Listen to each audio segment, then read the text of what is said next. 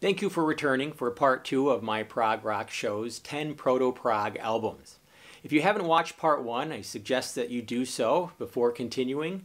And if you have, well, let's get rolling.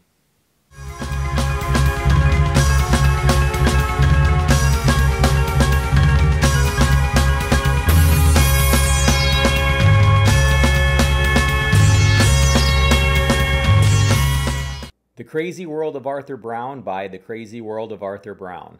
The self-proclaimed god of hellfire, Arthur Brown began wearing robes on stage to reveal a torso streaked in body paint and would eventually wear a petrol-soaked metal crown atop a leather skull cap to entertain his audience. After being picked up by the same management as The Who, The Crazy World of Arthur Brown was released soon after. It featured Vincent Crane on organ, creating the perfect backdrop for Brown's fire and brimstone type musical sermons. The album's theme was obviously fire, since it featured songs like Fire. Brown claimed there were two sides to fire. It's going to burn and hurt, or it is going to be a source of light and joy. Carl Palmer would eventually join the band and form Atomic Rooster with Vincent Crane.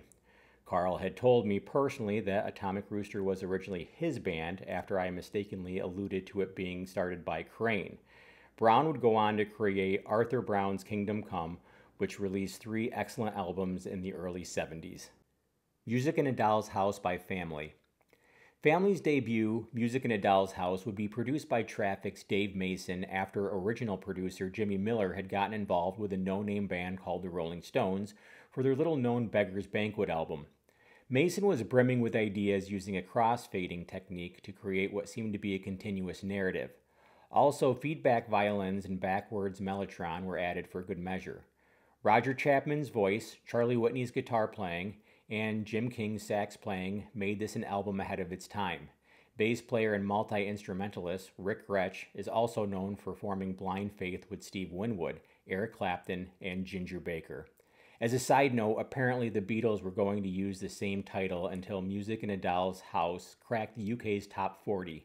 The Beatles album is now known to many as the White Album. Shine On Brightly by Procol Harum.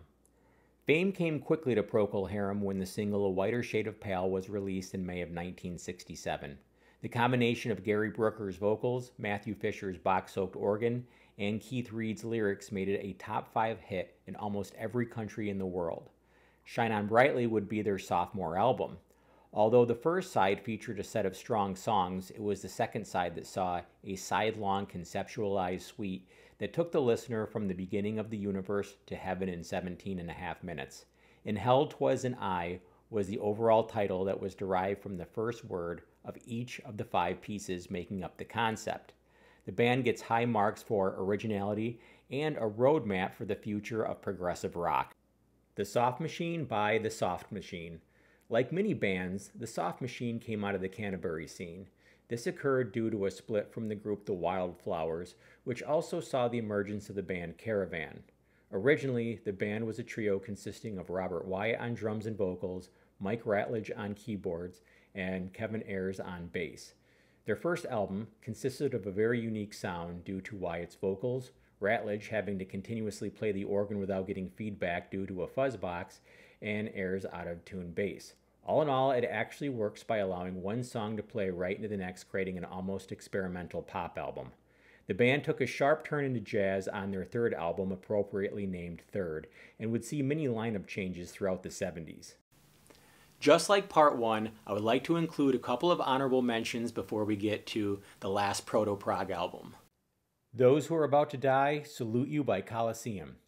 Colosseum's debut album, Those Who Are About to Die, Salute You, featured John Heisman on drums and Dave Greenslade on keyboards. The album was a very jazzy affair, which included an instrumental homage to Procol Harum's A Whiter Shade of Pale called Beware the Ides of March.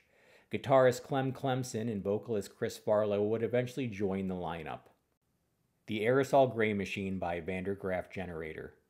Vandergraaf Generator's debut, The Aerosol Gray Machine, was the only album the band released for Mercury Records before they signed on to the Charisma label that had been started by their manager Tony Stratton Smith.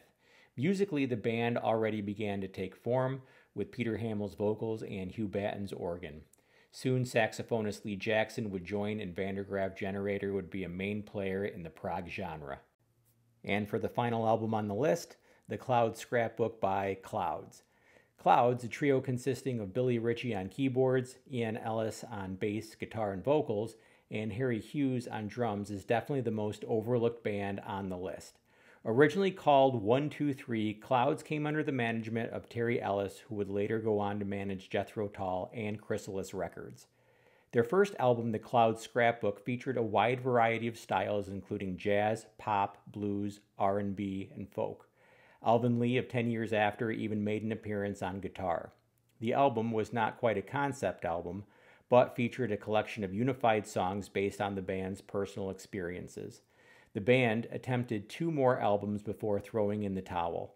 Many reasons attributed to the band's early demise, including Terry Ellis's divided attention on Jethro Tull, the rise of prominent keyboardists like Keith Emerson and Rick Wakeman, as well as not finding a cohesive direction.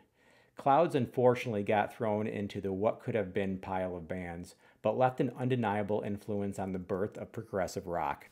Did I miss any proto-prog bands? If I did, let me know in the comments section below. If you have enjoyed what you have watched, then please give this video a like and subscribe.